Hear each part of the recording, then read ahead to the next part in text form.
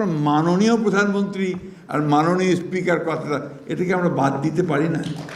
আমার কেন জানি মনে হয় যে এই মাননীয় কথাটা থেকেই কিন্তু সমস্ত অটোক্রেসির জন্মটা বোধহয় হয়। আমি আমার অভিজ্ঞতা থেকে বলছি, আমি কিছু দিনের জন্য অর্ধমন্ত্রী ছিলাম, মানে প্রতিমন্ত্রী ছিলাম আমাদের দেশনেত্রী বেগম খালেদা জিয়ার সরকারের সময়। কৃষিতে ছিলাম, এরপরে সিভিল এভিয়েশনে ছিলাম। তো আমি যখন ঢাকার বাইরে যেতাম তখন আপনার প্রথমে সার্কিট হাউসে গেলেই ওখানে একটা পুলিশের কন্টিনজেন্ট একদম চৌকসভাবে দাঁড়িয়ে বিরাট একটা গার্ড অফ অনার দিত। আর সঙ্গে সঙ্গে আমার মনে হচ্ছে যে আমি একটা কেউকেটা, একটা বিরাট কিছু, যে আমাকে আপনার সেলুট দেওয়া হচ্ছে। এই যে ধারণাটা, এই ধারণাটা কিন্তু আমাকে একটা ভিন্ন জগতে নিয়ে যায়। 1971 সালে স্বাধীনতা যুদ্ধের সময় আমি যখন পাকিস্তান সেনাবাহিনীর অত্যাচারে টিকতে না পেরে ভারতে চলে গেলাম, এবং ইসলামপুর বলে একটা আপনার পশ্চিম দিনাজপুরের, ওই সময়ে আমরা আপনার পালিয়ে যখন ভারতে চলে গেলাম, তখন তো কোথাও রাতে শোবো কোথায়, থাকবো কোথায়, খাবো কি, সব কিছুই সমস্যা। তা আমাদের একজন সুরি, তিনি দয়া করে আমাদেরকে একটা সাইকেল স্টোরের পেছনে জায়গা করে দিলেন। একটা আপনার আলমারিগুলো রাখা আছে, তার পেছনে একটু জায়গা, একটা মানুষ বড়জোর লম্বা হয়ে শুতে পারে।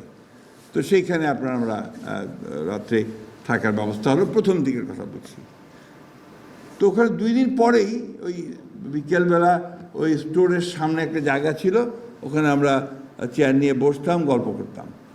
এমন সময় ওখানে একটা গাড়ি আসলো, অ্যাম্বাসেডর গাড়ি, ভারতীয়, তার উপরে একটা আপনার ওই লাইট বসানো, সিকিউরিটি লাইট বসানো।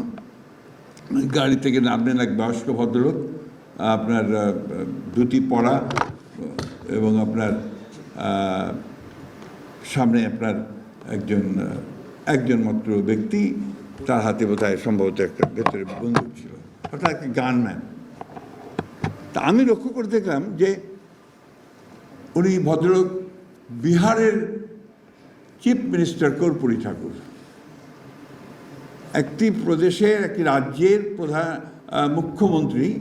তিনি এসছেন ওই জায়গায় খবর পেয়ে যে এখানে কিছু বাংলাদেশ থেকে লোক এসছে যারা যুদ্ধ করছে, তাদের সঙ্গে কথা বলতে। তিনি একা শুধুমাত্র তার একজন দেহরক্ষী নিয়ে তিনি সেখানে এসে উপস্থিত হয়েছেন। আর আমাদের এখানে আমাদের যেই মন্ত্রী হয়ে গেল, সেই সম্পূর্ণভাবে ভিন্ন জগতে চলে গেল। তার সেলিউট, তার বাঁশি, গাড়ির সামনে একটা গাড়ি, পেছনে আরেকটা গাড়ি। এই যে মানসিকতাটা তৈরি হয়, এই মানসিকতাটা কিন্তু আমাকে ধীরে ধীরে ওই ডিক্টেটরের দিকে নিয়ে যায়। আমি কথাটা সেই জন্যই বললাম যে মাননীয় কথাগুলো বাদ দিয়ে কথা বলতে পারলে ভালো। Mister speaker, mister prime minister বললে কিন্তু যথেষ্ট হয়, তাই না? আমরা মনে হয় যে আমাদের নতুন ছেলেরা এই বিষয়টা চালু করবে, তাহলে আমি মনে করবো যে অন্তত একটা বিষয়ে আমরা আমাদের কালচারের একটা জায়গাতে পৌঁছতে সক্ষম হব।